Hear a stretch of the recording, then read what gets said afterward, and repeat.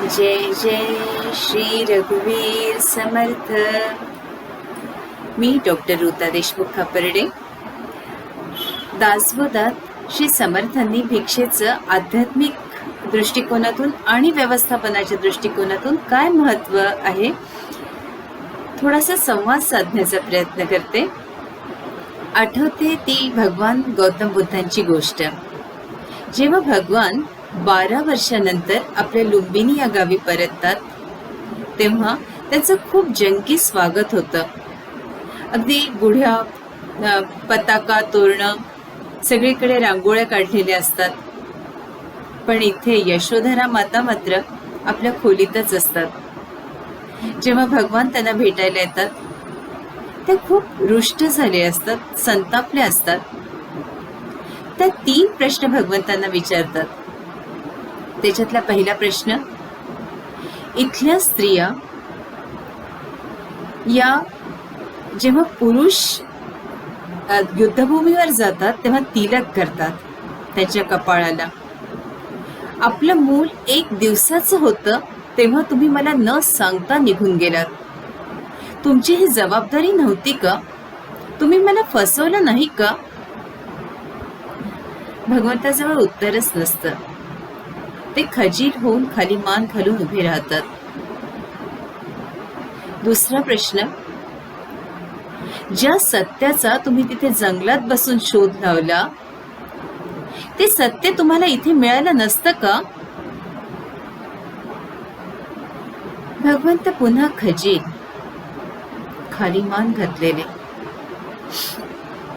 आता आणखीन संतापलेल्या त्या आपल्या मुलाला समोर ओढत म्हणतात, अरे बेटा राहुल, हे तुझे वडील. तू एकदा नीट बघून घे त्यांना. तू 1 दिवसाचा होता ना तेव्हा ते तुला सोडून गेले होते. आज तू 12 वर्षांचा झालायस. पुन्हा हा प्रसंग तुझ्या आयुष्यात कधी येईल मला माहिती नाही. आणि दुसरं असं की बघ त्यांच्याकडे, ते भिक्षुक आहेत. त्यांच्या हातात भिक्षा पात्र आहे. विचार त्यांना कुठली वसीहत त्यांनी तुझ्यासाठी लिहून ठेवली आहे ती. पुढे काय होणार याची मातेला जराही कल्पना नसते. भगवान आपल्या हातातलं भिक्षापात्र मुलाच्या हातात देतात. अहो तुम्ही हे काय केलंय?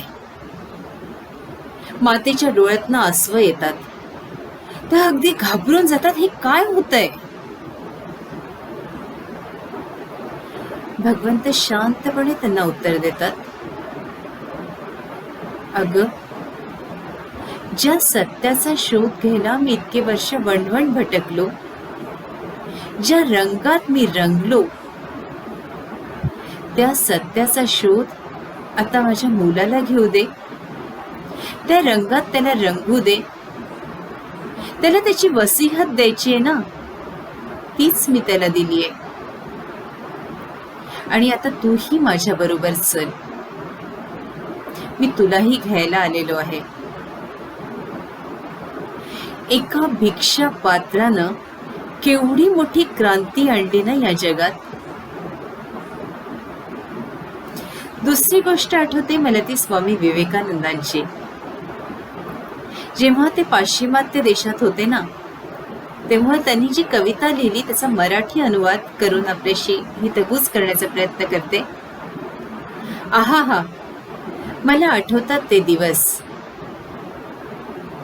ती कांबळ, ते मुंडीत मस्तक, ते वृक्षाच्या खाली घेतलेली निद्रा आणि भिक्षा मागून आणलेलं ते अन्न. कधी येतील ते दिवस परत फिरून? थोडी कल्पना तर करा.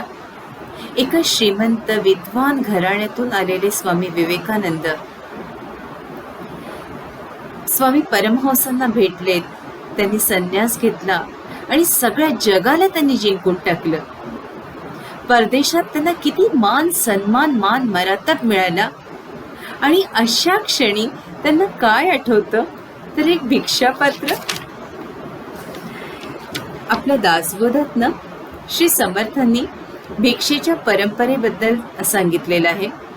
समर्थ म्हणतात, दत्त गोरक्ष आदी करुनी सिद्ध भिक्षा मागती जनी, निस्पृहता भिक्षेपासूनी प्रगट होय. अष्टमा सिद्धीची उपेक्षा करून घेतली योग दीक्षा, घरोघरी मागे भिक्षा महादेव. आता इथले कुठल्या देवांनी मागितली ती बघा. गोरक्षनाथांनी मागितली, श्री दत्तांनी मागितली, महादेवानी मागितली आहे, श्रीरामानी मागितली आहे, श्रीकृष्णांनी मागितली आहे. भिक्षा कुठल्या संप्रदायांनी मागितली तर संप्रदायांमध्ये दत्त संप्रदाय, नाथ संप्रदाय, श्री शंकराचार्यांचा संप्रदाय, रामदासी आणि चैतन्य महाप्रभूंचा सुद्धा संप्रदाय, म्हणजे या सगळ्या संप्रदायांमध्ये भिक्षेचं खूप महत्व आहे. भिक्षा आणि भीक यात काय फरक आहे तर प्राचीन काळी जेव्हा गुरुकुलातील विद्यार्थी अध्ययनाला येत असत तेव्हा स्वतःच्या आत्मउन्नतीसाठी आणि राष्ट्र उन्नतीसाठी ते 5 घरी भिक्षा मागत. समाज सुद्धा आपले हे कर्तव्य आहे म्हणून त्यांना भिक्षा घालत.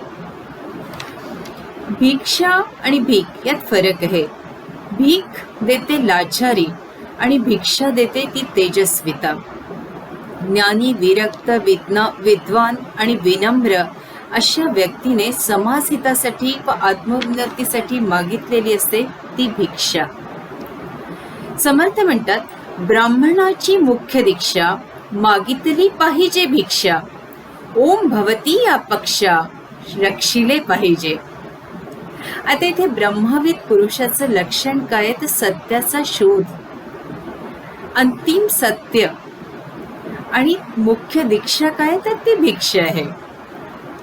समर्थ बघा एका ओळीत कसं एक छान समीक्षक ते आहेत, ते पुढच्या ओवीतून म्हणतात, तर भिक्षा म्हणजे अमरवल्ली जिकडे तिकडे लगडली, अवकाळी फलदायिनी झाली निर्लज्जासी.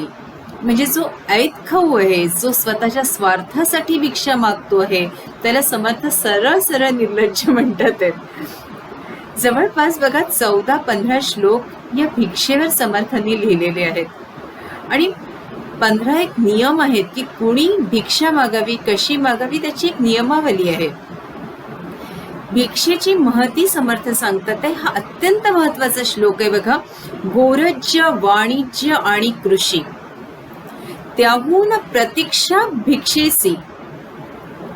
गोरज्य, वाणिज्य आणि कृषी त्याहून प्रतिष्ठा भिक्षेसी, विसंबो नये झोळीसी कदा काळी. म्हणजे तुम्ही दूध दुभत्याचा धंदा, व्यापार, शेती याहून सुद्धा जर प्रतिष्ठा कशाला आहे तर ती भिक्षेला आहे. भिक्षे ऐसे नाही वैराग्य, वैराग्य परते नाही भाग्य, वैराग्य नाही ते अभाग्य एक देसी, असं समर्थ म्हणतात आहे. आता आध्यात्मिक विचारातून तर आपण भिक्षेचं महत्व समजावून घेतलं. व्यवस्थापनाच्या दृष्टिकोनातून काय तर खूप सारे मुद्दे आहेत खरे तर, पण एकच मुद्दा घेते. कुग्रामे अथवा नगरे पहावी घरांची घरे, भिक्षा मिसे लहान थोरे परीक्षुनी सोडावी.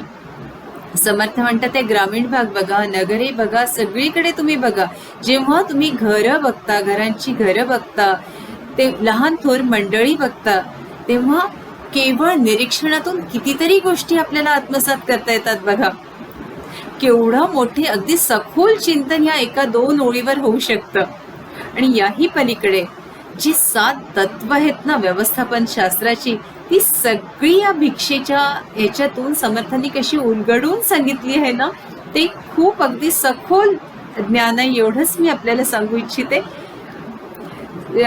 डेल कार्नेजी, स्टीफन कोवे, त्याच्यानंतर एडवर्ड डेमिंग आणि पीटर ड्रकर यांना आयुष्यभर जमणार नाही, यांच्या पुस्तकातून किंवा यांच्या व्याख्यानातून आपल्याला मिळणार नाही इतकं ज्ञान या समर्थरूपी सागराने आपल्याला दिलेलं आहे. या सागराच्या जवळ अगदी थोडेसे शंख शिंपले मी माझ्या उंजळीत घेऊन आले हो, नतमस्तक होते आणि एवढंच मागणं मागते की मला सदा न कदा हे समर्थ केवळ आणि केवळ तुझ्या विषयाचं रोज काहीसं मी आपल्याशी रोज हितगुज करू शकेल एवढं तरी ज्ञान दे. जय जय श्री रघुवीर समर्थ.